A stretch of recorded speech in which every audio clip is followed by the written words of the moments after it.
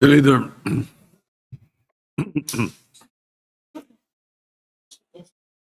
Sen. Marcoleta. President, our distinguished colleague, Senator Rodante Marcoleta, would like to interpolate a good sponsor. Senator Dante Marcoleta, recognized. Maraming salamat, Mr. President. Pwede po bang makapagtanong ng mga ilang katanungan lamang, Your Honor, para po sa ikababatid pa ng ilang mga bagay-bagay patungkol po sa inyong privilege speech. Gladly po, Mr. President, sa Ginoo mula sa Pampanga at Tarlac. Salamat po.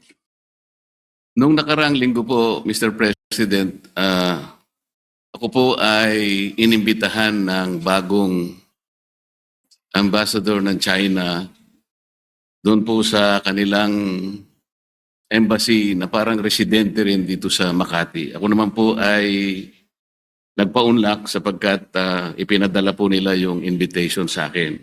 Isa po sa napag-usapan namin, Mr. President, ay kung paano po natin talaga magawa ng paraan na mawala po yung pag-iiringan, pag-aawayan at sana ay ma-stabilize po natin, ma-de-escalate po yung nangyayari po sa ngayon sa pagitan ng ating dalawang bansa.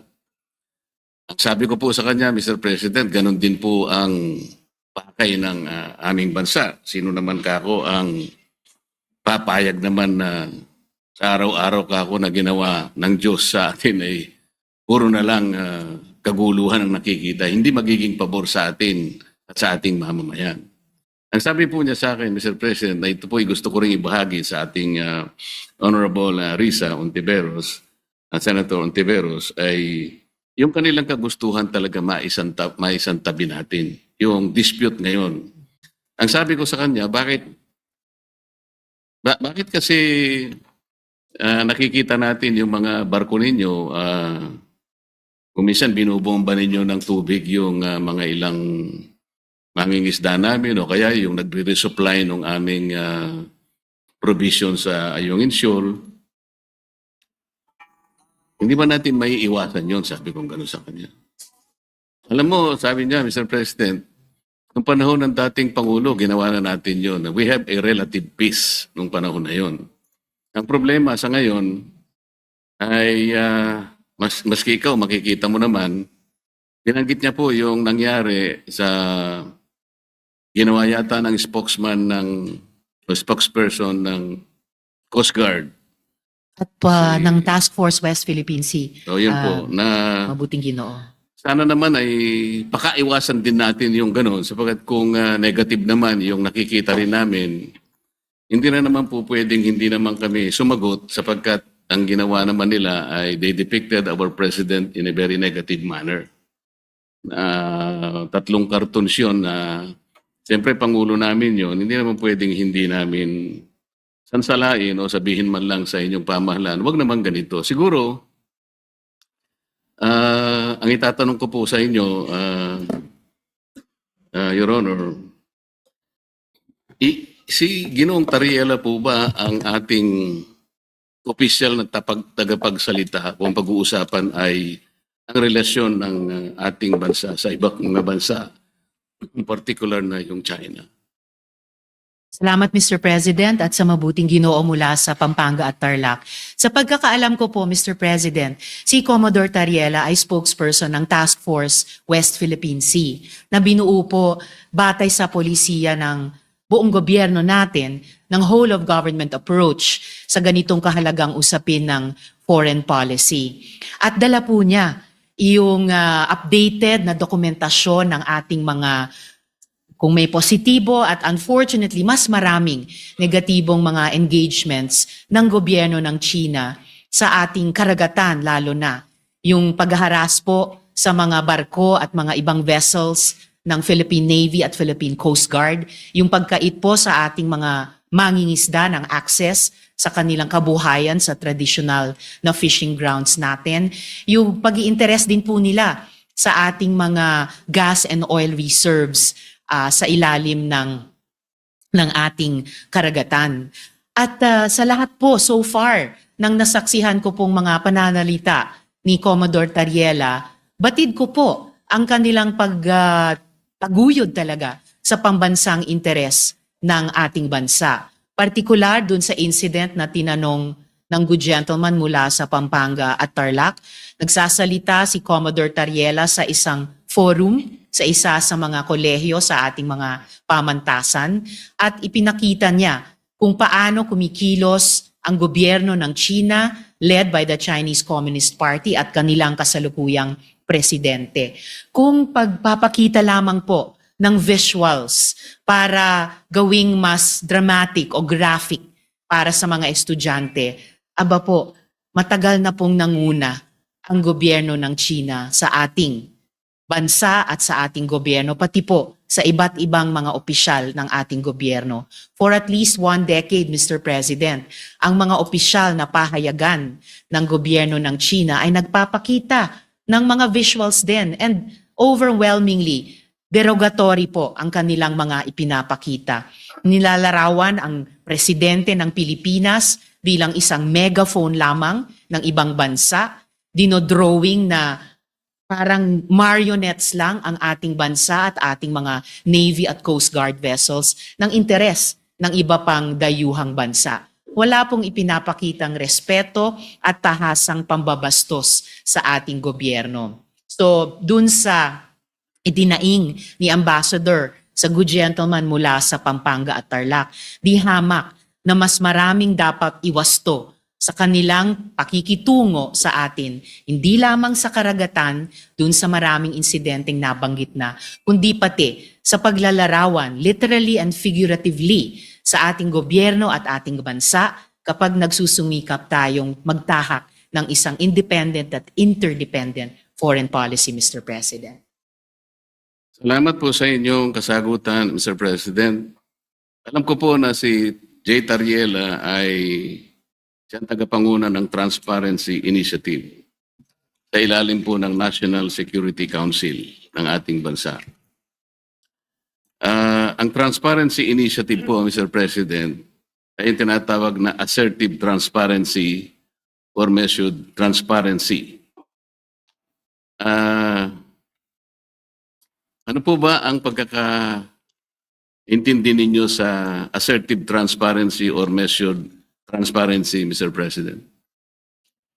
Sa pagkaintindi ko po, Mr. President, ang assertive transparency ay ibig sabihin, isa sa publiko, lahat ng mga importanteng engagement sa pagitan ng ating bansa at iba pang mga bansa, lalo na sa loob ng ating teritoryo. At particular dito, sa ating dynamic sa gobyerno ng China, ibig sabihin ay hindi magiging mahiyain ang ating gobyerno upang sabihin kapag nga may ganyang mga insidente tulad ng nagbunga ng pagkaputol ng daliri ng isang uniformed personnel natin, yung pansamantalang pagbulag at pagdinig sa ating mga personnel dahil gumagamit ng high-frequency radar o mga laser lights, at pati po yung gaya ng nabanggit na rin ng good gentleman mula sa Tarlac at Pampanga, yung pagkait na makaresupply tayo ng maayos sa ating mga personnel sa mga lugar sa loob ng ating karagatan at teritoryo. Na hindi tayo o hindi ang gobyerno magiging mahiyain sabihin ito sa ating publiko at pati sa regional at international community bilang mga bagay na lubos na ikinababahala at nais iwasto ng ating gobyerno, whether ang lehislatura o ang executive, Mr. President. Ang inyo pong binanggit, Mr. President, ay napapaloob dun sa definition ng assertive transparency. Ngunit kung inyo pong isasaalang-alang, Mr. President, yung assertive transparency, ito po yung merong strategic objective na sa bawat balita na ating isa sa publiko o ipapaalam sa ating mga kababayan, ay kinakailangan meron tayong kaparaanan para sa ganun ay matiyak natin na ang ating paglalahad o pagbibigay ng impormasyon sa publiko ay hindi magiging cause ng panic o kaya ay maaring ma-misinterpret ng publiko. Ibig sabihin, meron pong kaakibat na responsibilidad na maiwasan natin ang hindi pagkakaunawaan. Kasi pag nagkaroon po ng misinterpretation, lalo pong lalala ang isang maliit na problema. Yun nga ang nangyayari po sa atin ngayon, Mr. President, papalaki ng papalaki.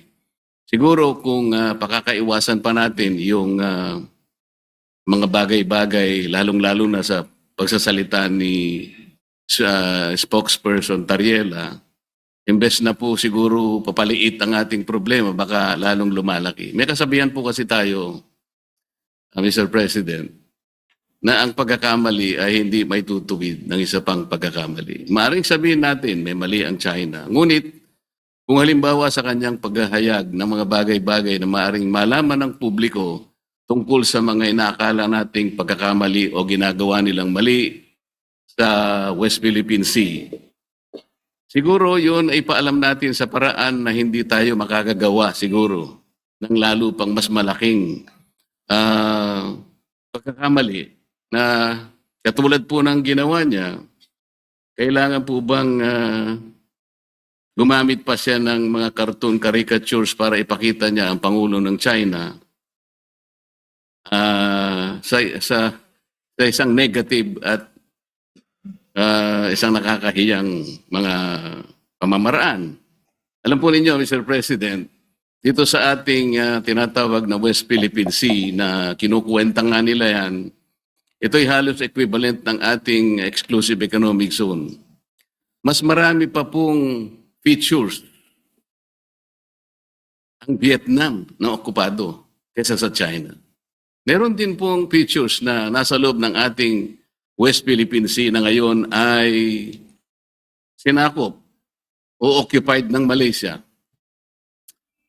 Tinanong nga ako ng Chinese ambassador, sana man lang o kaya gusto naming mangyari kung paano nyo pinakikitunguhan naman ang Vietnam sapagkat claimant din naman sila, pare-pareho tayong claimant. Sana hindi naman yung paraan na parang kami masyado naman kaming kontrabida. Yung Malaysia, nandun din naman. Pagpupunta rin naman yung barko ninyo doon, tinataboy din naman kayo. Totoo naman po yun, Mr. President. So, sa ganito pong mga sitwasyon, kaya ko po naitanong kanina, Mr. President, kung si Ginong Tariela ang pinaka-spokesperson ng ating bansa, kung pinag-uusapan ay foreign relations. Kasi po, ito po, sa sarili po niyang statement, doon sa kanyang panel discussion organized by Strat-based ADR Institute, ganito po yung sinasabi nila, Mr. President.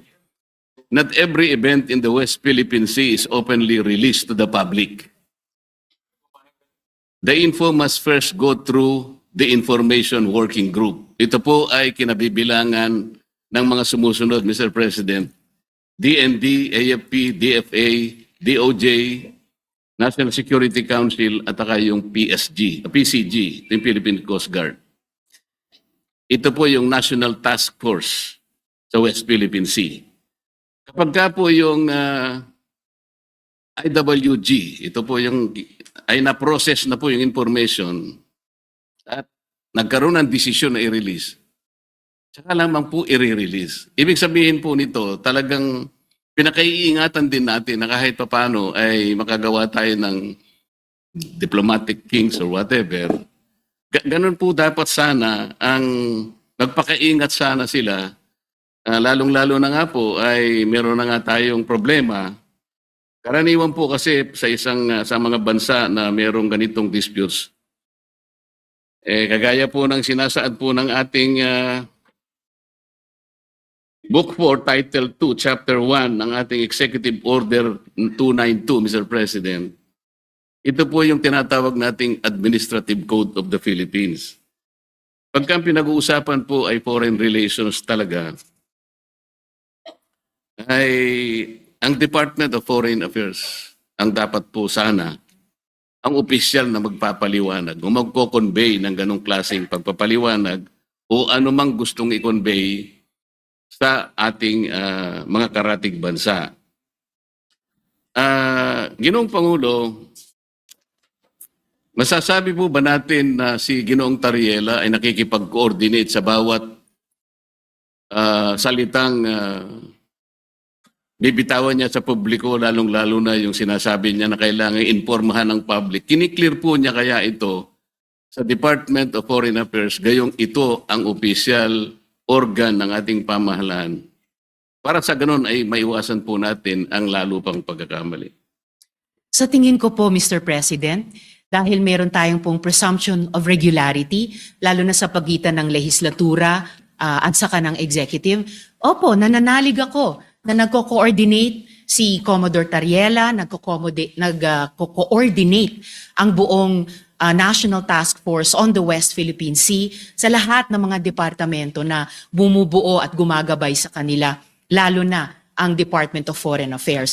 At bilang miyembro ng lehislatura, hindi po ako makikialam kung ano ba ang mga dynamics nila or kung maganda ba or hindi maganda ang kanilang working relationship on any one day or the other. Basta para sa akin po, bilang isang mambabatas, meron akong presumption of regularity dun sa paghilos ng buong National Task Force on the West Philippine Sea, and in this particular case, lalo na kay Commodore Tariela. And i-shift po natin o lakihan po natin yung magnifying glass na meron po tayo ngayon. Ang problema po ay hindi kay Commodore Tariela. Ang problema talaga ay sa kondukta ng Chinese government sa kasalukuyang dynamics. Kung sumasakit ang loob nila dahil ayon sa kanila masyado naman silang kontrabida, I'm sorry, in this particular case, sila talaga ang pinaka-kontrabida. Hindi po nila pwedeng sabihin na mas marami namang ino-occupy ang Vietnam, may mga kasalanan din ng Malaysia. Opo, alam natin may iba't ibang claimant country sa buong South China Sea at yung iba ay kumbaga karibal din natin sa mga claims natin bilang Pilipinas. Pero hindi naman ina-attack ng Vietnamese Navy ang Navy at Coast Guard natin. Hindi naman dinedenay ng Malaysia ang mga mangingisdang Pilipino makapangisda sa sarili po nating karagatan. At I beg to disagree, Mr. President, with all due respect sa Ginoo mula sa Pampanga at Tarlac. Ang pinag-uusapan po natin at ang pinagmumulan nitong mga malalim na pagkabahala natin, hindi po ito maliit na problema. Napakalaking problema po nito. Isa sa malaking problema natin sa ngayon. At ayaw nating magpanic, ayaw nating mag-misinterpret. Pero saan ba nagsisimula ang maaring ikatakot? Saan ba nagsisimula ang hindi lang maaring, kundi nagigit talagang pagmumulan ng hindi pagkakaintindi? Yun po, in largest part, dahil sa kondukta ng Chinese government laban sa atin, lalo na sa karagatan, at ngayon, gaya po ng nabanggit ko kanina, pati na po sa internet, na kumbaga, sila nga ay nagiging problematic sa atin, gusto man natin pareho na lutasin ito, pero bukod sa ginagawa nila sa atin sa ating laot, sa Navy, Coast Guard, mga mangingisda, sa ating buong sambayanan, gusto pa nila patahimikin kapag may mga pinuno ng gobyerno sa executive man o dito po sa legislature na magrereklamo. Ang tawag ko po dyan, Mr. President, sa ugali ng Chinese government, gaslighting. Sila na nga ang gumagawa ng mali, mamasamain pa nila kapag pinuna ng ating panig, ng ating gobyerno, tayo pa ang may kasalanan at sila pa ngayon ang biktima. Classic gaslighting behavior po yun. Negative na psychology yan kung sa individual na tao po or kung sa interpersonal na mga relasyon. And dapat huwag gagawin yan, huwag gagamitin yung ganyang cheap tactic nila, lalo na po sa foreign relations. Lalo na kung totoong gusto nilang lutasin natin ng maayos ang hindi maliit kundi napakalaking problema nito, Mr. President. Mr. President, sa tanong ko po kanina kung ikinukonsulta ni Ginoong Tariela sa DFA ang kanyang mga ginagawa at pagpapahayag sa publiko, at ang sinagot po ay siguro naman po maaari sapagkat yung pong presumption of regularity Alam po ninyo, nakausap ko ang mismo ang Secretary of the Department of Foreign Affairs. Hindi po siya nakikipagkonsulta. Sa totoo lang, tatansya ko po nung nag-uusap kami, ayaw din po ng DFA yung ginagawa ni Ginoong Tariela. Nahihirapan nga po sila. Yun ang pagkakasabi sa akin. Dahil imbes na makatulong sa kanilang gawain at sa kanilang responsibilidad na panatilihin natin, yung gawin ba nating kahit na medyo mahirap. Ang sabi ko nga sa Chinese Ambassador, Mr. President, alam kong mahirap ang kalagayan natin. Pero kung papayag ka na ikaw baka ako naniniwala na pwede tayo magsimula na ang lahat ng isipin natin, lahat ng gawin natin ay mga bagay na pwede natin pagkaintindihan. Pwede tayong magkasundo. Doon tayo mauna. Iyan ba naniniwala ka? Naniniwala po sila, Mr. President. Kapag nagsimula tayo sa mga bagay na pwede natin pagkasunduan, halimbawa, sabi ko, yun na lamang ka akong mga isda. Alam ko, ako, ang isda. Walang may-ari yan. Common yan eh. Yan pwede natin pag-umpisahan sa pamagitan ng traditional fishing rights. Sapagkat yung prinsipyo niyan, sabi kong ganyan, although it is covered by international law, hindi ka ako pinag-uusapan dyan ng teritoryo. Kasi kapag ka ang pag-uusapan, napunta na sa teritoryo, problematic na eh. Pero pag-usapan muna natin ang mga isda. Sabi ko sa kanya, Sir President, nagawa ninyo sa Vietnam, nagkaroon kayo ng gulo dyan. Pero bakit nyo nagawa? Nagkaroon kayo ng agreement na partisyon yung isang sukat ng karagatan doon sa Tonkin Gulf sa Vietnam. Nakagawa rin kayo ng ganyang klaseng pag-uusap at kontrata sa pagitan ng inyong bansa at ng Vietnam. Tungkol sa isda rin. At kahit may ang labanan ninyo sa pagitan ng, ng Japan at ang bansa ninyo, nagawa nyo rin sa Japan. Ibig ko sabihin, meron tatlong pangyayari dito sa panig ng ating mundo na nagawa nating ayusin kahit isda lang ang pinag-umpisahan natin. Hindi ba natin pwedeng gawin dito sa ating bansa? Sabi niya, pwede. Kaya lang, pakaiwasan naman natin itong ganito kasi, sabi niya. Kami naman nakahanda naman kami. At alam ko, Mr. President, nabasa ko sa dyaryo kaninang umaga, 17 yata sa ating mga fishermen ang kanilang sinalba. Mga bagay na pwede naman nating pasalamatin din sila. Kasi po kung ako po, ayoko din ang ginagawa nila. At sinabi ko rin naman sa kanya ng harapan. Bilang Pilipino, sabi ko, masakit naman ka kung makita ko yung aming mga mangisda na talagang kinakanyon yun ng tubig. Naintindihan naman namin yun, sabi niya. Kaya ang gusto namin, makagawa tayo ng mapag-umpisahan natin. Ngayon, kung halimbawa si Commodore Tariela, habang nag-uusap tayo, nagpapakita ng ganitong mga memes at saka yung mga caricatures na negatibo, Mr. President, hindi po nakakatulong eh. So ano po ba yung ating moving forward? Wala na ba tayong gagawin kundi puro patutsadahan na lang? Hindi po makakabuti sa pagitan ng dalawang bansa natin. Kaya lang naman po ako tumayo para imungkahi ang ilang bagay-bagay sana na makakatulong. Maaring mahirap po sa umpisa. Ang imumungkahi ko nga po sana, Mr. President, kung meron po tayong panahon sa ating mga committee hearings, imbitahan po natin ang Coast Guard, ang Department of Foreign Affairs, at kung sino po ang may kinalaman dito sa West Philippine Sea, o kung tawagin po natin ay Exclusive Economic Zone, sa pagitan ng napaloob po sa South China Sea. Para po yung komplikasyon po dito na napakarami, kasi yung batas po natin at yung ating administrative issuance na nangyari sa mga nakarang araw at yung mga ginawa nating batas kamakailan lang, hindi ko nagkakamali 2024, hindi po consistent talaga eh. Lilitaw po meron tayong mga bansa, meron po tayong mga features na inoccupy natin. Labas po sa ating exclusive economic zone. Ipakikita po natin yun.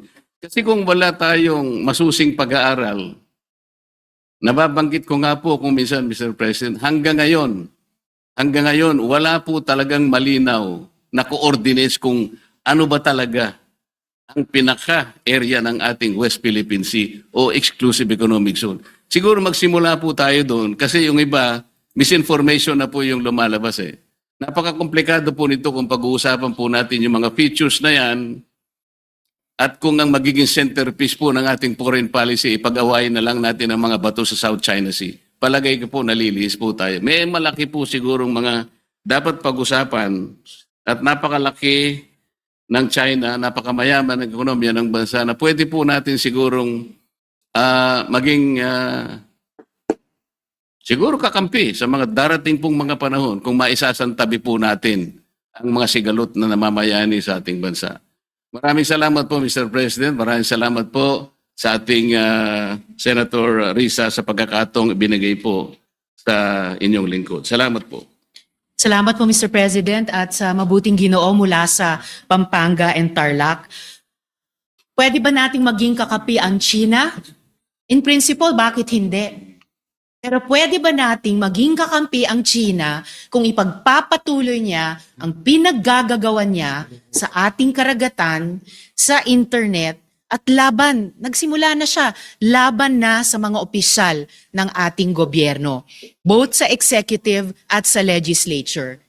Wala akong maalalang previous incident, Mr. President, na kahit sinong ambassador ng ibang bansa dito sa Pilipinas ay nag-post sa embassy page nila ng ganyang banta ng kanilang spokesperson ng Chinese Foreign Ministry laban sa mga opisyal natin na nagsasalita lamang para sa pambansang interes. Pati kay Senator Erwin, meron na po silang post na Mr. Senator. Bukod kina Commodore Tariela, Senator Kiko, Representatives Chel at Laila, at sa akin din po. Pwedeng maging kakampi kapag itinigil yung ganyang mga gawi ng isang hindi kakampi. Mga gawi ng isang hindi kaibigan. Pwedeng maging kakampi. Hindi simpleng isa-isang tabi yung sigalot na sabi nila tayo ang may kagagawan, na kapag nagreklamo tayo, tumutol tayo sa kanilang maling gawi sa ating Navy, Coast Guard, mangingisda, bayan, sasabihin nila, masyado naman kayo isa-isang tabi niyo yan. Hindi po. Yan ang gustong mangyari ng isang bully tulad ng gobyerno ng China, na hindi sila maging accountable sa ginagawa nila sa atin at simpleng iaatras natin ang ating pagreklamo. Wala pong bully, whether sa playground o sa rehiyon o sa mundo, na nagrespeto sa binubuli niya, liban kung tumindig ang binubuli niya. At yan po ang ginagawa ng ating bayan, yan po ang ginagawa ng ating mga opisyal na ngayon nilalait-lait po ng Chinese government at ng embahada pa nila dito. Taliwas po sa mga obligasyon nila sa ilalim ng Vienna Convention on Diplomatic Relations. And again, Mr. President, in closing, I would like to take strong exception. Hindi po patutsada. Hindi po patutsada ang ginagawa ni Commodore Tariela. Hindi po patutsada ang ginagawa ni na Senator Kiko, Senator Erwin, Representative Chel, Representative Laila, ako at dumadami pang mga Pilipino. Hindi po patutsada lang yan, Mr. President. Yan po ay seryoso at marubdob at sa kaso ni Commodore Tariela matagal nang pagtutol sa maling pagtrato sa atin ng ibang gobyerno at pagtaguyod po sa interes ng ating bayan. So, maraming salamat po, Mr. President, at salamat muli sa mabuting Ginoo mula sa Pampanga at Tarlac, at naway narinig po pati ng ating mga lahat ng ating mga kababayan na patuloy po tayo maging mapagmatsyag at malinaw ang mga tenga at isip natin kapag nakakasaga po tayo at mukhang palawak ng palawak at patindi ng patindi ang ganyang disinformation o tahasang pagbabaluktot ng Chinese government o embahada nila dito sa Pilipinas sa mga totoong nangyari. Dahil saan po tayo magbabatay sa conflict resolution at saan po tayo babatay sa tunay na pagkakaibigan kung sakali, kung hindi sa katotohanan at katotohanan lamang. Salamat po, Mr. President.